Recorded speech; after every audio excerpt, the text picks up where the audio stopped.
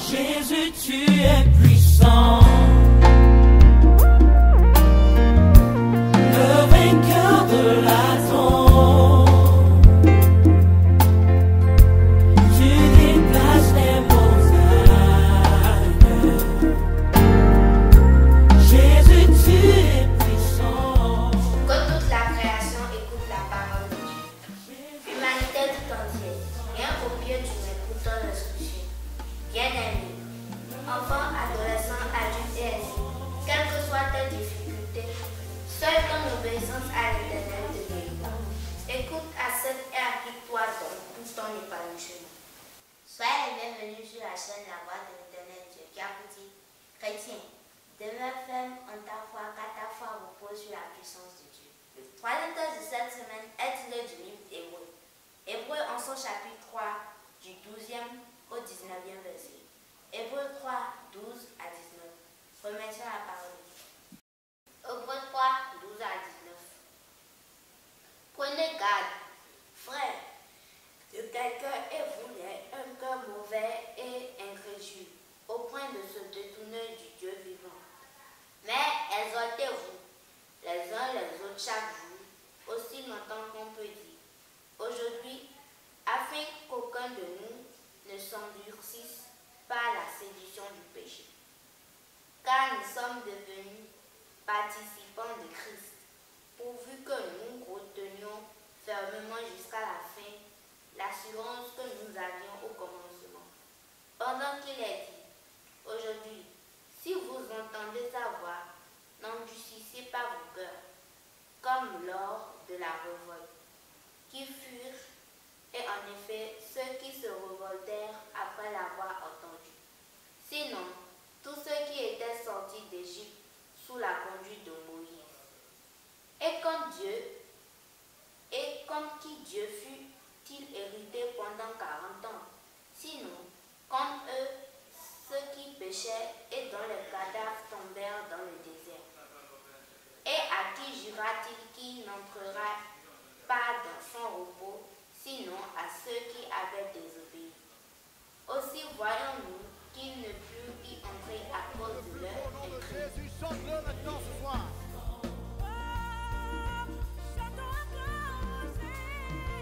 Bien-aimés dans le Seigneur, nous allons parler de la fermeté de la foi du chrétien.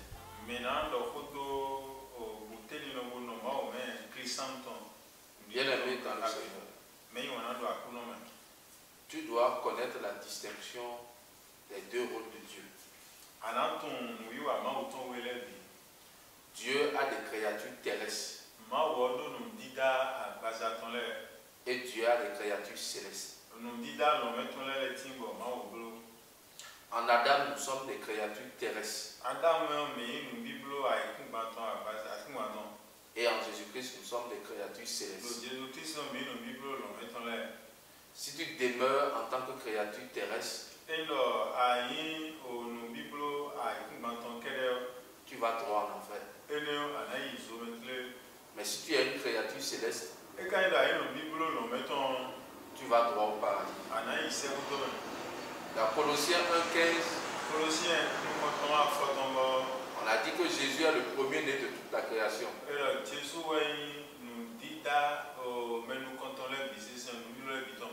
Mais en réalité, c'est Adam qui est le premier-né de toute la création. C'est Adam qui est en réalité le premier-né de la création terrestre. Et Jésus est le premier-né de la création céleste. Maintenant, les gens confondent quelque chose. Ils confondent le péché spirituel et les péchés charnels. Le péché spirituel, c'est le fait qu'Adam a dépossédé ce corps de la réception de la vie éternelle. Donc ça veut dire quoi? Si tu te forces pour les péchés charnels, ce n'est ni cela qui t'amène en enfer, ce n'est ni cela qui t'amène au paradis. Mais ce qui t'amène en enfer, c'est le fait que tu ne t'es pas débarrassé de ton corps. Maintenant, toutes les églises que nous voyons, catholiques, protestants, évangéliques, baptistes, célestes, toutes ces églises-là, ce sont des églises de Dieu dans son rôle de créateur terrestre. Nous allons comprendre une chose. Ce n'est pas les pratiques qu'ils font. Ce n'est ni cela qui les amène en enfer, ni cela qui les amène au paradis. Mais ce qui les amène en enfer, c'est ce corps. Et eux-mêmes sont embrouillés. Ils ne savent pas en réalité ce qui les amène en enfer et ce qui les amène au paradis. Un chrétien, c'est qui? C'est un disciple du Seigneur. Acte 11, le verset 26. Le disciple du Seigneur, c'est qui? Matthieu 28, 19. Allez, faites de toutes les nations mes disciples, en les baptisant au nom du Père, du Fils et du Saint-Esprit. Bien aimé dans le Seigneur. Allez, on dit vous allez. Donc allez, c'est mis pour vous. Vous, c'est mis pour quoi? 1 Corinthiens 12, 27. C'est mis pour le corps de Christ. Or, en Jésus-Christ, nous formons un seul corps. Donc le vous, c'est mis pour Jésus, le sacrificateur céleste.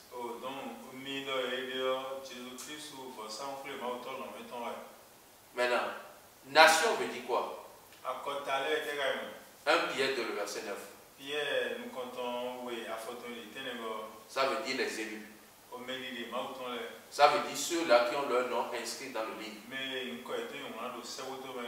1 Pierre 2, 9. Daniel 12, le verset 1. C'est quoi le baptême du Père? 2 Timothée 2, 25. Luc 3, le verset 3. C'est la repentance. Et cette repentance, c'est la repentance à salut. Repentance à salut. Donc c'est une repentance éternelle. 2 Corinthiens 7, 9 à 10.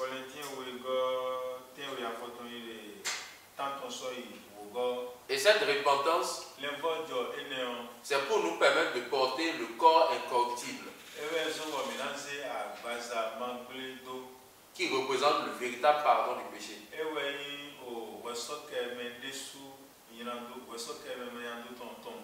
Et nous allons manger l'arbre de la vie éternelle.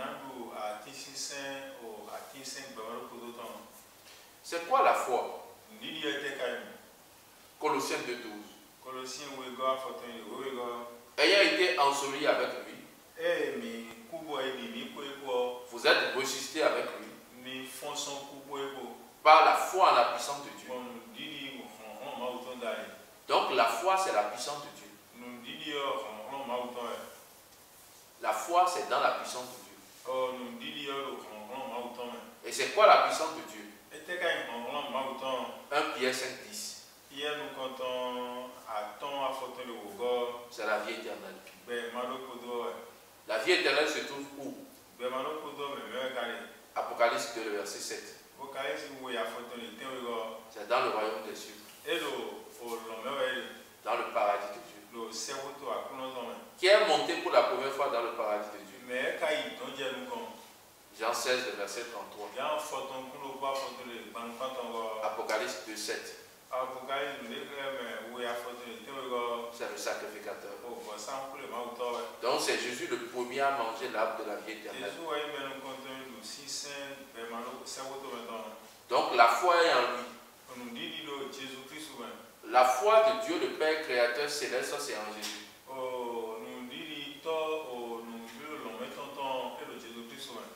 Maintenant, c'est quoi la foi? Hébreux 11, verset 1. La foi, c'est une ferme assurance des choses qu'on espère. Donc, foi égale ferme assurance des choses qu'on espère. Chose veut dire quoi? Romains 8, 28 à 30.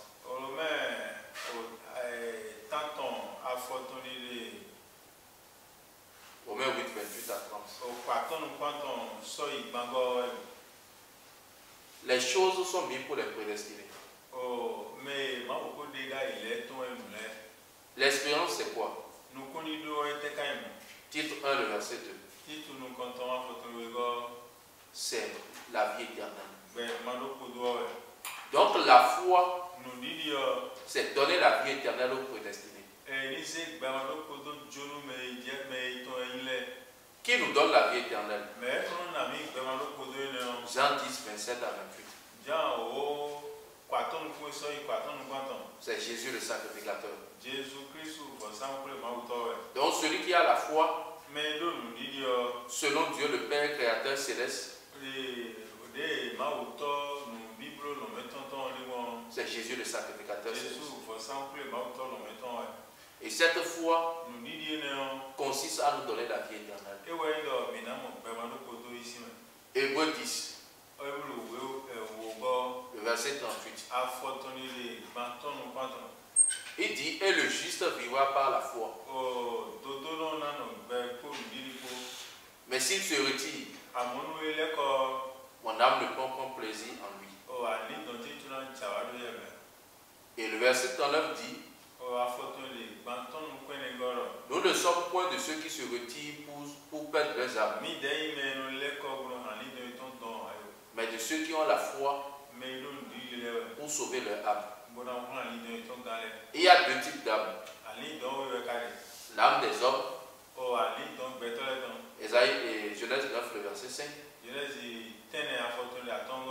et l'âme de Dieu, Ésaïe 42, le verset 1.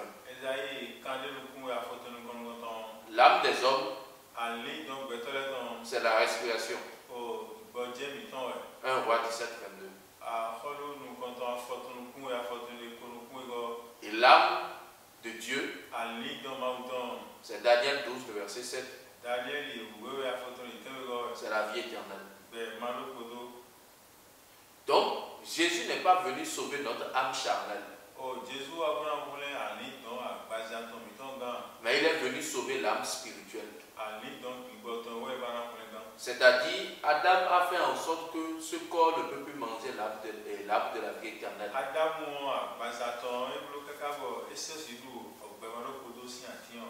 Donc, sauver l'âme, c'est permettre à ce que la vie éternelle réside dans un autre corps. Donc, c'est ça que Jésus est venu faire. En Jésus-Christ, nous formons un seul corps. Donc, si Jésus ne sauve pas notre âme, c'est-à-dire s'il ne nous donne pas la vie éternelle, lui-même il ira en enfer. Parce que nous formons un seul corps avec lui. C'est pour cela qu'on dit que si le juste se retire de la foi, mon âme ne prend point plaisir en lui. Ça veut dire que si Jésus ne nous sauve pas, s'il ne nous donne pas la vie éternelle, nous allons tous en enfer. Or, c'est impossible que Jésus aille en enfer. C'est pour cela qu'il nous a donné la repentance à sa vie. Une repentance éternelle. Ensuite, il viendra pour le corps incorruptible. Et quand il va nous donner le corps incorruptible, nous allons manger le véritable Saint-Esprit. Personne n'a encore le Saint-Esprit. En tout cas, le Saint-Esprit que Jésus envoie. C'est un esprit éternel. C'est la vie éternelle. Et dans Luc 24, verset 49, Jésus dit, je vous enverrai ce qui est promis. Mais vous restez dans la ville jusqu'à ce que vous soyez revêtus de la puissance d'en haut. Et cette puissance, c'est Acte 1, le verset 8, c'est le Saint-Esprit. Et le Saint-Esprit, c'est la vie éternelle. Jean 14, le verset 16 à 17. Donc c'est dans la ville sainte. Sur cette terre. Parce que nous avons de nouveaux cieux, une nouvelle terre. Nous allons rester sur la terre. Avec le corps incorruptible. Et du ciel de la Jérusalem céleste, Dieu va nous envoyer le Saint-Esprit qui demeure éternellement. La vie éternelle. Et c'est ça qu'on appelle le vêtement du salut. Luc 24, 49. Et c'est avec ça que nous allons entrer dans le royaume. Bien aimé dans le Seigneur, ce sera difficile pour toi de le comprendre. Mais c'est une révélation que Dieu m'a demandé de partager. Et il m'a dit que ce sont les contemporains qui vont comprendre ça. C'est-à-dire ceux de la même époque. Ceux à qui il a choisi pour pouvoir comprendre ce message. Que le nom de l'Éternel soit béni. Merci. Dear friend, dear brother and sister, dear friend, I have the conviction that you will have the gospel of life, prosperity and freedom. Please, hear the gospel to empower the whole humanity, for the Lord desire. Est-ce que tu peux acclamer, alléluia? Est-ce que tu peux acclamer là où tu es? Est-ce que tu peux acclamer ce nom merveilleux, ce nom fantastique, alléluia?